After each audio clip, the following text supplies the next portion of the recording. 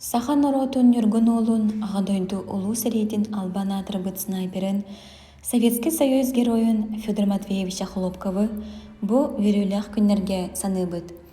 Федор Хлопков 1900 ағысыллаққа Сақа СССР томпо орюнунағы баяғантай улуугар керес қалжайыга сүйі итен бұлтан олорбут жадаңы жекіргенге түрөбіде.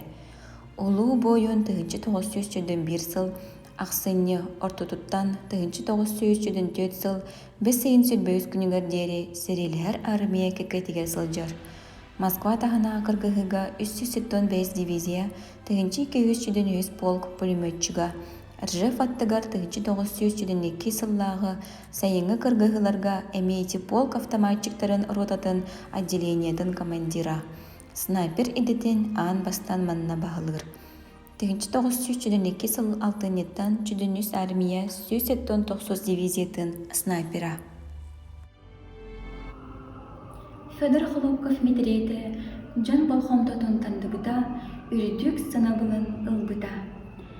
Медрекке балачча саарбыт олық устуктарын этинен канынан белбит улуу бойун олорор.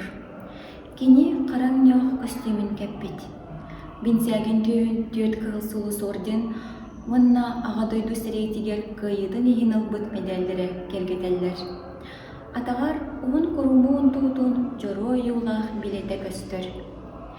Федор Хлопков кырағырдағаттен ара сүреттен толлан турбакка тоқ бар күйін сынатын уран туран үлеләбіден тоғытун илилері көддіреллер. Герой илейді үлені кыйыр, үлені таптыр кеги илейді.